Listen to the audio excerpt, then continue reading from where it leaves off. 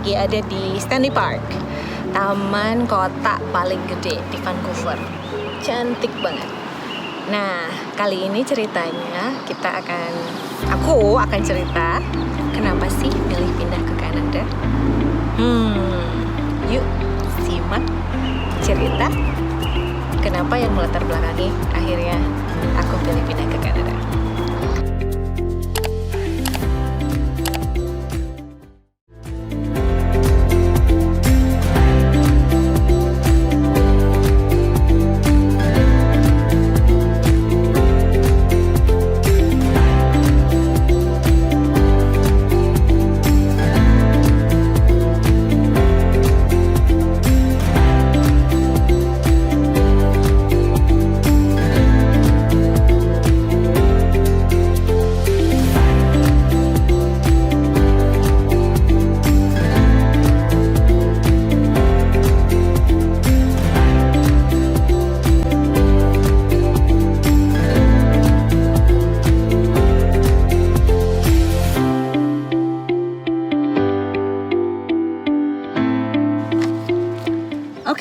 Mulai kepikiran untuk pindah itu sebenarnya tercetus dari sejak 2015. Waktu itu baru aja adopsi si adik. Terus aku juga di saat yang sama bulan Maret 2015 mulai ambil S2 di BINUS. Nah, berhubung ketemu sama 15 teman-teman gokil. Shout out buat teman-teman BINUS aku. I love you guys. 2 tahun program di BINUS Business School, ambil strategic management. Di sana kita sering ngobrol waktu lagi break atau time untuk break antar kelas gitu. Terus ambil banyak tuh pertanyaan kayak, abis kelas kita ini, abis kita dapat S2, terus kita mau ngapain ya? Good question banget. Dan waktu itu nggak punya jawabannya. Salah satu yang kita omongin di kelas itu adalah pindah ke negara lain. Tapi waktu itu kayak idenya radikal banget gitu, pindah ke negara lain. Kayak Eropa, Australia, New Zealand, terus ada yang nyebut deh Kanada. Tapi waktu itu kayak baru, itu pilihan yang oke untuk pindah ke negara lain. Tapi dari situ kita mulai ngobrol-ngobrol dan akhirnya jadilah dimulai riset tentang gimana kalau pindah ke negara lain.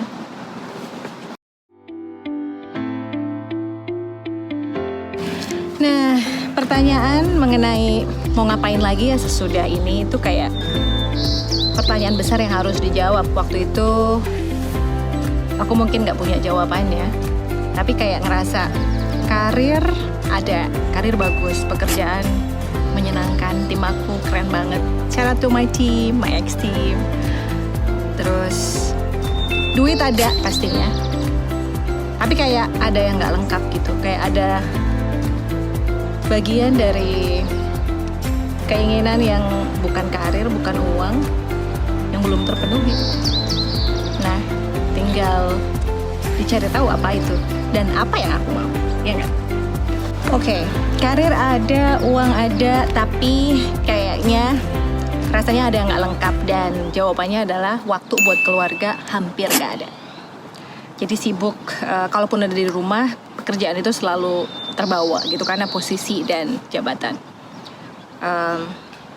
Tapi semua dinikmatin, walaupun dalam hati yang paling dalam pengen rasanya punya waktu yang lebih banyak untuk 2 anakku, keluarga, teman, dan melakukan hal lain yang balasannya nggak harus dengan uang. Contoh, kerja sosial itu kayaknya hal yang sulit untuk bisa didapat waktunya. Bahkan kadang-kadang sering atau hampir setiap kali cuti tetap harus kirim approval, review dokumen sedikit-sedikit gitu. Jadi kayak hampir waktu buat keluarga, buat pribadi, buat diri sendiri pun rasanya kurang. Dan akhirnya yang terasa menikmati hidup tuh kok kayak gak ada waktunya. Oke, punya segalanya, punya fisik, harta, karir, tapi gak bisa menikmati hidup. Rasanya itu yang hilang dan kurang.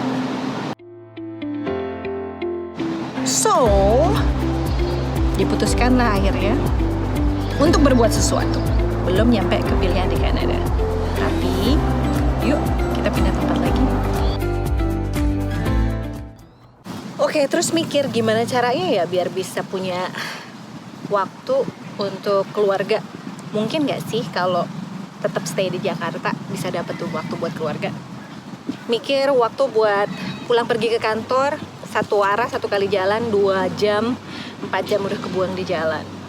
Traveling, sering banget harus traveling kan emang pekerjaan sih ya. Walaupun aku seneng traveling, tapi kan jadi ngurangin waktu buat di rumah.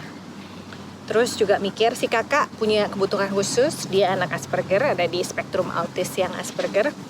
Dan kayaknya kalau di sekolah Indonesia, di lingkungan Indonesia kayaknya masih belum bisa dapat support yang dia butuhin.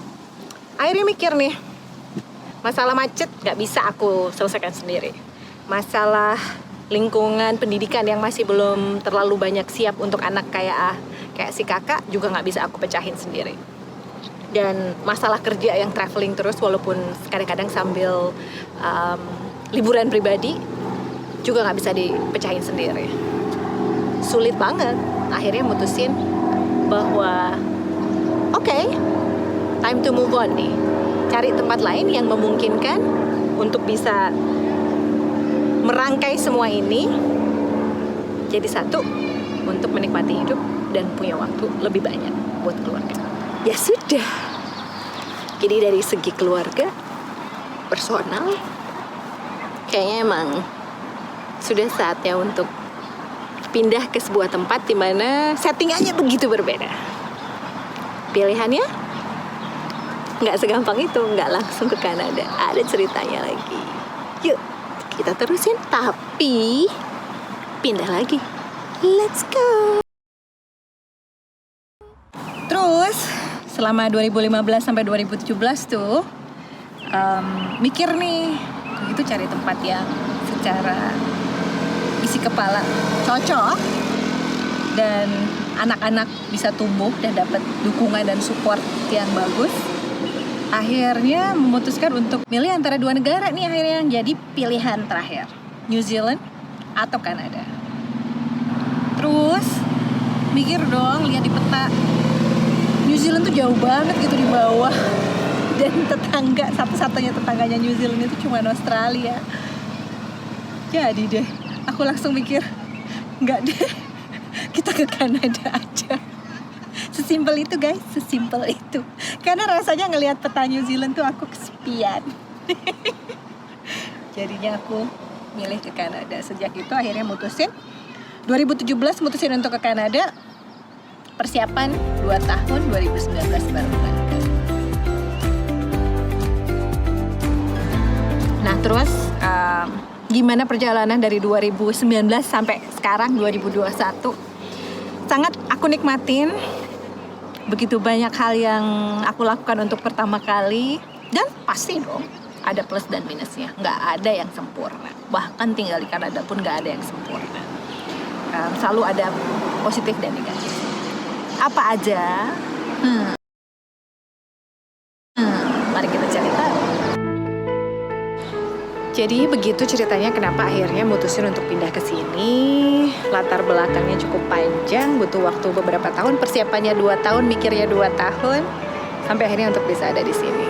Udah ditinggal di sini hampir 2 tahun. Pelajaran yang aku ambil, tahu apa yang aku mau, butuh waktu untuk punya jawaban, dan mau berkorban untuk kejar mimpi, dapetin apa yang kita mau. Dan yang penting kita harus tahu bahwa semua ada konsekuensinya, dan gak ada hidup yang sempurna, gak ada tempat yang sempurna. Cuman kita harus siap dengan segala yang kita udah putusin, termasuk pindah ke sini. Harus siap sama kebudayaan di sini, harus siap sama orang di sini, harus siap sama kebiasaan di sini. Jadi disinilah saya sekarang lagi menikmati Stanley Park. Keren banget, termasuk bisa lihat orang ada wedding hari ini. Dan cerita kita berakhir di sini. Tapi kita akan sambung di cerita berikutnya. Oke? Shake hand story.